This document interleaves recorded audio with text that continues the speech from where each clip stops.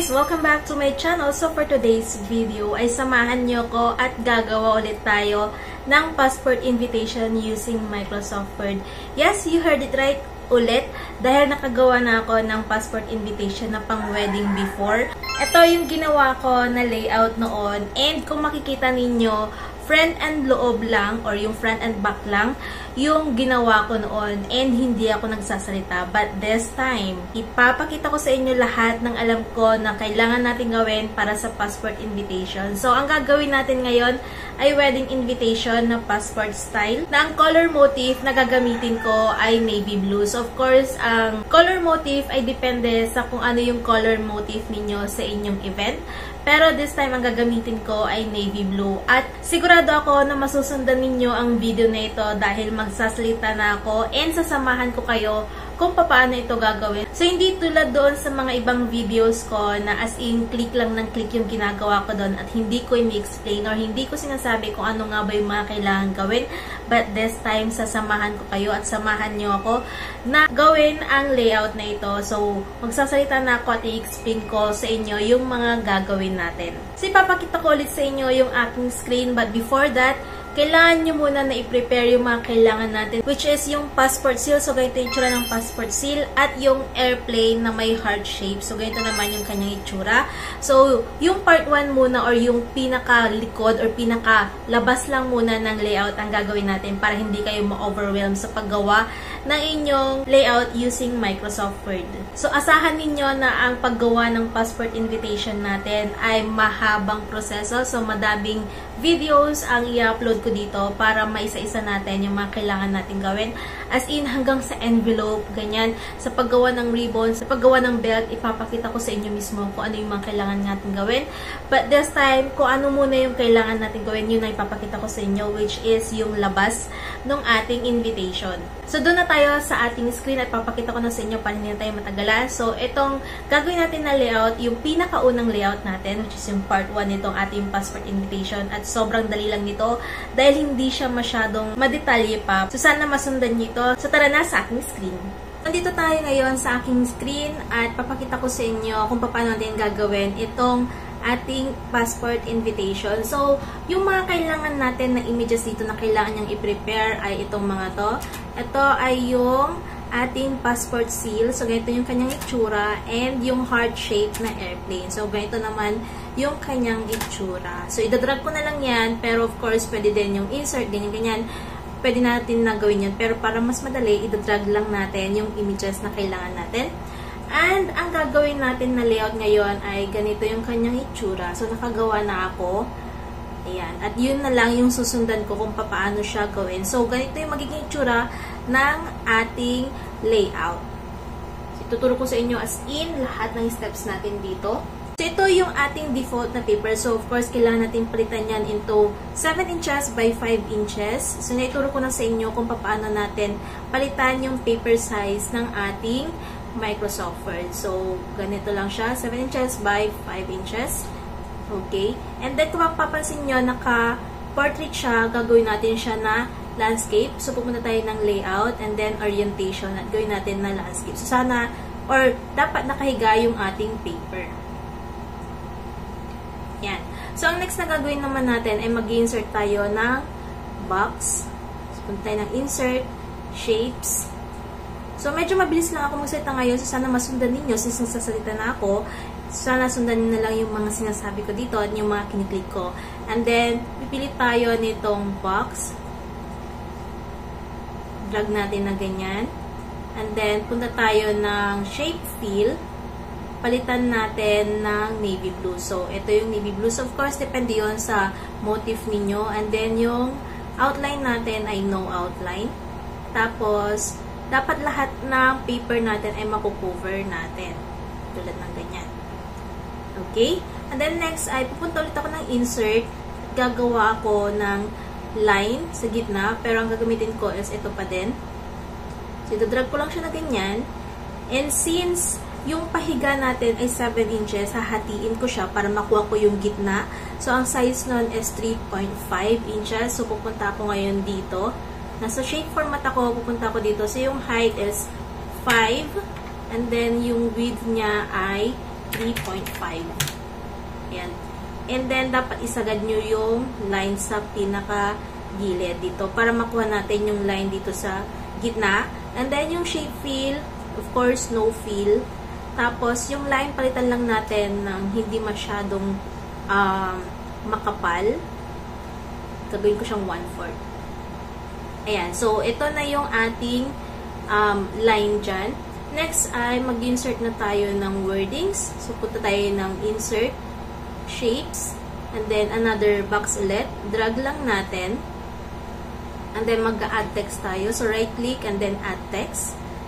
And then, type natin yung word na wedding. So, kung medyo nabibilisan kayo sa pagsasalita ko, pwede nyo naman na i-pause bago nyo gawin ulit yung susunod na steps. So, ganun na lang yung gawin niyo para masundan nyo ako. Kasi kapag talagang susundan nyo ako nang hindi nyo pinopost yung video, hindi nyo talaga ito masusundan agad-agad. Kasi ako, nakasanayan ko na siya and mabilis talaga akong gumawa ng layout.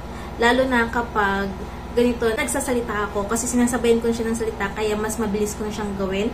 And ganito talaga ako, or mas mabilis pa nga ako kapag gumagawa ko ng sample layout. So, ayun, i-post nyo na lang yung video bago nyo ipagpatuloy yung gagawin na next step. So, andito na tayo ngayon. So, yung word na wedding, nandito na, naka-highlight na. And then, of course, natanggalin natin yung background color ng box, pati yung outline.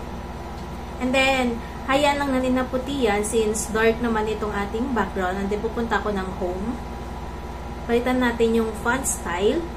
So, ang pipiliin ko dito ay yung Times New Roman. So, lahat ng wordings na ginagamit ko ngayon ay naka-Times New Roman yung font style. And then, ang font size naman niya ay 30. So, palitan ko ng 30. And then, gawin natin na bold letters. Tapos, lagay lang natin dito sa center. Center lang natin na ganito. Ayan. And then, copy and then paste. So, pwede din yung shortcut keyboard, yun na lang gawin nyo. And then, highlight natin to, palitan natin ng word na passport. Tapos, gagawin ko siyang 35 yung font size para mas malaki ng konti. And then, lagay ko siya dyan. Okay? Ang next naman ay drag ko or insert ko na lang. Insert para hindi din kayo malito. Insert tayo. Pictures. Picture from file. And then, hanapin natin kung nasaan yung ating passport seal. So, ito, dito siya. Ayan. So, ito yung ating passport seal. And then, insert natin. And then, next ay pupunta ko ng layout. Wrap text. Behind text. And then, bring forward, which is bring in front of text para as in nasa pinakalabas siya, nasa pinakaibabaw siya. So, ito na siya. And then, i-resize lang natin ng konti. Tapos, bring natin sa labas. Next ay, i-copy and paste ulit itong word na ito. So, pwede yung keyboard na lang gamitin natin. So, Ctrl-C and Ctrl-V. And then, palitan natin ng name me groom and name me bride. And then, of course, papalitan natin yung kanyang size. Pupunta tayo dito sa home. And, palitan ko siya ng 20.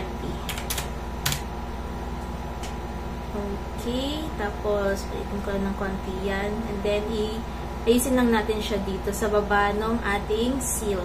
Tapos, i-copy and paste lang ulit natin yan. And, papalitan naman natin ngayon ng date ng event. So, example, November 26, 2023. And then, gusto ko siyang paliitin. Kaya, papalitin ko yung size, which is 12. 12 lang yung kanyang font size and hindi siya naka-bold. Ayan. So, tanggalin natin yung bold size niya para maging ganito yung kanyang itsura. Okay, so sana nasundan ninyo. And yan, okay na ako dito. Or ayusin ko lang ng konti. Baba ko lang siya ng konti. Ito parang masyadong malaki. Ayan. So, okay na ako dito sa front ng ating passport invitation. So, ganito yung magiging itsura niya kapag nasundan din ninyo yung mga pinagsasabi ko dito. And then, next naman, ang susunod na gagawin natin ay dito naman tayo sa kabilang side. So, ang gagawin naman natin dito ay mag-i-insert ako ng circle. So, shapes, and then circle. Tapos, magdadrag lang ako dyan. And then, punta ako dito. So, papalitan ko siya ng 1. As in, 1 by 1 lang yung kanyang size. Tapos, punta ko ng shape fill sa no fill. And then, dito sa outline, papalitan ko siya ng white. Okay? So, ganyan yung kanyang itsura. And then, ilalagay ko lang siya dito sa center bottom.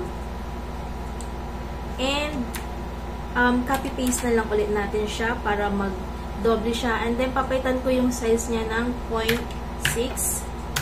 So, ganin din sa kabila. 0.6. Ayan. So, ganito yung kanyang magiging itsura. Ayusin lang natin. I-center natin. Tingnan natin kung centered na siya. Ayan. Centered na. Centered na ba? Okay. So, ang next na gagawin ko naman ay maglalagay ako ng name dito. So, yung name na, So, yung name ng bride and groom, ilalagay kong naka-art siya na ganyan. So, kukunin ko lang ito, yung date, and then, copy and paste. Tapos, palitan ko siya ng name ni groom and ni bride. Tapos, ang gagawin natin dyan, para mag-art yan, punta tayo dito sa transform. And then, yung pinakauna, which is yung arc up. Tapos, ayusin lang natin ito. And then, i-drag natin siya dito. Para maayos yan, kailangan lang natin na hilain to pababa and ito pataas. Tapos, ayusin na lang natin siyang paganyan.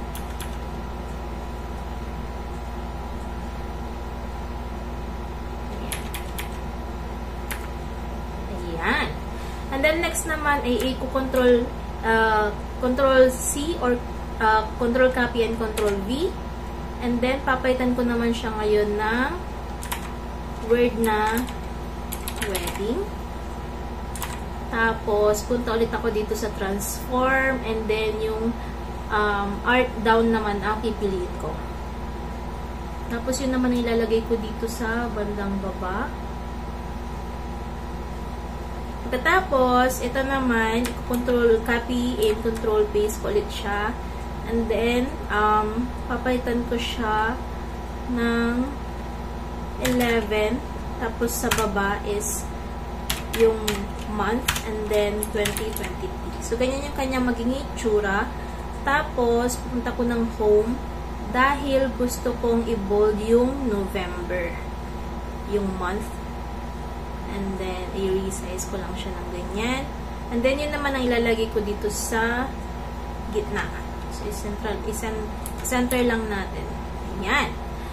Pagkatapos, since plain yung nandito, maglalagay ako ng heart shape. So, insert. And then, shapes. And then, hanapin natin yung heart. So, ito yung heart. Tapos, malaki lang natin to. And then, maglagay tayo ng heart dito. Ayan. Tapos, papalitan ko ng kulay. Sa shape fill, gagawin ko siyang white. And dito naman sa outline, wala siyang outline. And then, i-control copy and paste ko lang ulit siya. Tapos, lalagay ko naman dito sa kabila. Yan. So, malapit na tayong matapos. Ang last na gagawin na lang natin dito ay punta ko ng insert and then i-insert ko na yung airplane na may heart shape. So, ito naman yung heart shape na meron ako. So, insert ko na lang yan. And then, pupunta ulit ako ng layout since makikita ninyo wala siya dito sa pinakaibabaw. So, pupunta ako ng layout and then dito sa wrap text, behind text, i-bring natin siya forward. So, punta tayo ng bring in front of text. And kung makikita ninyo, naka-block siya, hindi siya masyado makita. Kaya papalitan natin ng kulay. Pupunta ako ngayon dito sa picture format. Dito sa color. And then, pipiliin ko itong nasa gitna. Ayan, para makita na siya. Tapos, i-drag na lang natin siya pag ganyan. And then, resize natin siya ng konti. Para hindi matakpan yung ginawa nating una.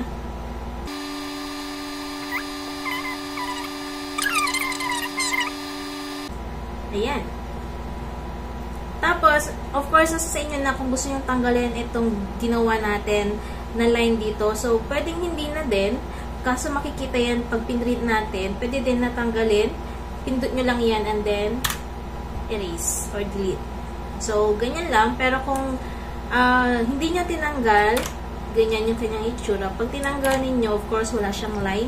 Pero, ang pagbasahin niya na lang, pag tinod nyo siya ng pagitna. Ayan. So, ganyan yung itsura niya. Ayan, so, nagawa na natin yung layout natin dito sa Microsoft Word. So, ganyan yung kalalabasan niya kapag nasundan ninyo mismo yung ating video ngayon. So, ayun, naipakita ko na sa inyo kung paano natin gawin itong ating passport invitation layout na panglabas using Microsoft Word. So, sana nasundan ninyo yung ating video and i-pause nyo na lang yung video para masundan ninyo mismo kung ano nga ba yung mga pinag-click ko, kung ano nga ba yung mga pinagagawa ko dito sa ating layout. So, sobrang dali lang siyang gawin. So, sana gawin nyo na din. And, sundan nyo yung mga instructions na sinabi ko para magkaroon din kayo ng ganitong layout. So, part 1 pa lang ito. And, isang layout pa lang ito. Meron pa tayong 4 na layouts pa na gagawin. So, sobrang dami pa natin gagawin na layouts. Dahil, isasama ko na din dito yung matchy-matchy niya na boarding pass or yung, of course, pareho na motif dito sa ginawa natin na boarding pass or travel pass. So, ipapakita ko din sa inyo kung paano din siya gagawin. Pero for now, ito munang front or yung pinakalabas ng ating passport invitation ang pinakita ko sa inyo using Microsoft Word. So, sana sundan ninyo ito. So, yung second layout naman ay ipapakita ko sa inyo sa next video. Kaya kung may mga request na suggestion kayo, mag-comment lang kayo dyan sa baba at gagawin natin yun ng video. So, see you sa aking next video. Don't forget to like and subscribe. Bye!